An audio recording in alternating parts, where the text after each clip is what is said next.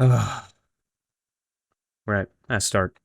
I didn't think I could become more disillusioned with the Pokemon franchise after the complete failure of Sword and Shield, followed by the catastrophe of everything we've seen from Gen 4. But this takes the cake completely. This feels like an act of spite by Game Freak, as it feels like they have literally learned nothing. It feels more that this game is actively terrible, rather than just sheer laziness. Okay, so we're going to start with the trailer before moving into the gameplay breakdown. That's the original order, but it's also because the gameplay breakdown is far more egregious than the trailer is.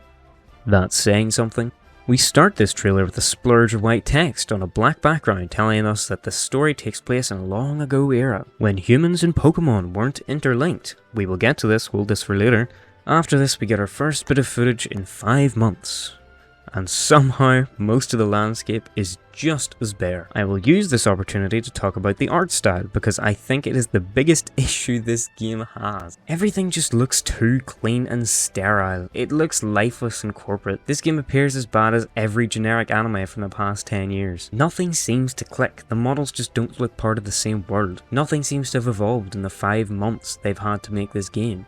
And on the topic of the character and Pokemon models, they genuinely look like shit. I can't stress this enough. I think they look terrible. This is supposed to be Pokemon, the biggest grossing franchise in the world, yet I have seen better models in mobile games. Most of them, whether person or Pokemon, look unbelievably plain, as if coated in this plastic and are abnormally shiny. Outside of that, all I can say for the rest is that it looks fine. In regards to the textures for the ground and landscapes, it's as if there's been absolutely no change since the first trailer. Everything is too sharp, giving no room for dull texture. Everything has this weird jagged look to it, and that would usually be fine in other games, but the art style refuses to let it here. The problem here is that, unlike a game such as Breath of the Wild, there isn't any cel-shaded graphics to smoothen it out. On that note, the first thing I would tell the Pokemon company is to stop making their games knock off Zeldas, because this game and the Gen 4 remakes, it seems they think it's possible to just copy Link's Awakening and Breath of the Wild without putting in half the effort. Their laziness genuinely frustrates me. On top of all of this, the same criticisms I had for everything else apply to the UI as well. Put simply, it's just uninspired and boring to look at. The most frustrating thing is that the art style of this game didn't have to look this way. In the final portion of the trailer, there's a cutscene made to look 2D, but is very obviously 3D models.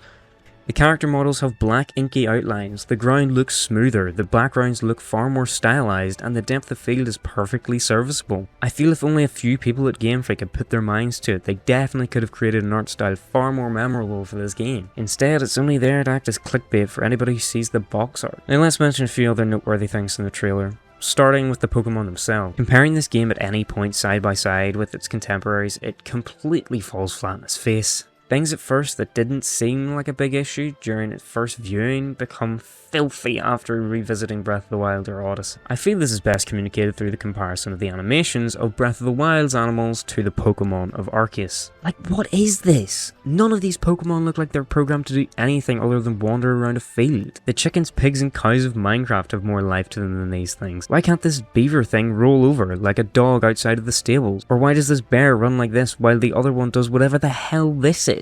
Why does not a single one of these Pokemon have any life or character to them? It's so sad. Like, why does this Pokemon not jump or act slightly resistant when being hit with a Pokeball? The human models aren't much better, with exception to the Brush Woman. Everyone outside of the playable character is frozen solid. The textures are now at their worst, here inside the town and the main hub build. What is this, man? Everything here looks terrible. It just looks so wrong. It wasn't until later on when they showed the 2D art that I realized this was supposed to be a woolly hat.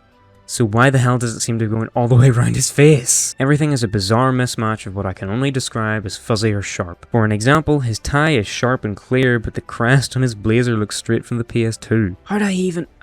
The contrast between this and this is stammering. This isn't even mentioning the jagged lines around everything. The paper is the worst example of this. It's unbelievable. This video is in 1080p and it reminds me of Ella's Rail. The town just looks sad and murky.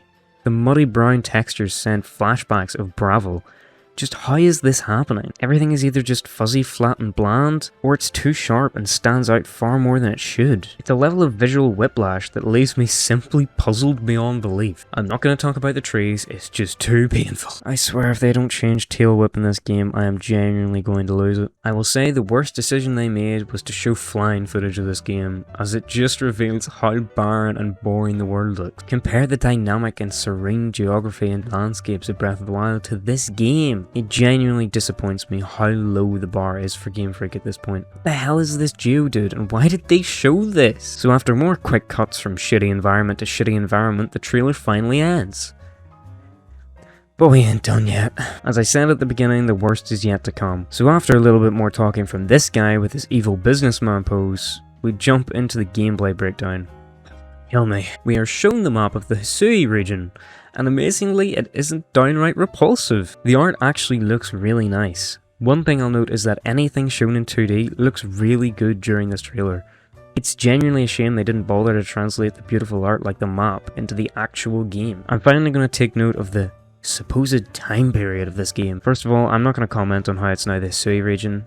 As dumb as I think it is, there's probably some deep reason for it. I find it confusing as I try to guess how long ago this is supposed to be. Within the same village, we have an old-style Japanese townhouses, as bland as they look, but in the middle of town sits an orange brick building looking straight out of Galar. Why does this building exist? Then they go on to mention Jubilife Village is supposed to be the base of our adventures. With no other towns or villages shown before or after this, are we supposed to assume this is the only settlement in the entire region? Putting the copy-paste houses of Jubilife next to, say, Kakariko, it's uncomparable. You would think that with the time period supposedly so long ago, we would have some interesting topography, maybe like a Japanese-inspired shire. But no, like Kakariko is enriched with culture, with its multi-layered structure snuggled in the mountains. Jubilife is flat and formulaic and lacks any character. Anyway, so Lavington is supposed to have brought these starter Pokemon from other regions, so someone explain how the hell he has a Rowlet? In Sun and Moon they didn't even have a gym system during your journey, but before Sinnoh had a Pokedex, this man essentially travelled to Hawaii like the Mormons in order to catch a Rowlet? Right, I'm not going to go too in depth in the Pokeballs, but according to this game, all I need to create a pocket dimension is some rocks and berries. I will also add that they showed Pokemon behaviours in the wild, something that very obviously should have been in Sword and Shield. Let it be known that in the time when Pokemon and humans lived separate, the trust levels of wild Pokemon are higher than in any other game. Don't know what this says for the world building, but it's all kind of fucked. At least in this game, something other than a bike is used for mobility and faster travel. We hope you look forward to finding out on the day when you can finally meet the people and Pokemon of the Hisui region for yourself. No.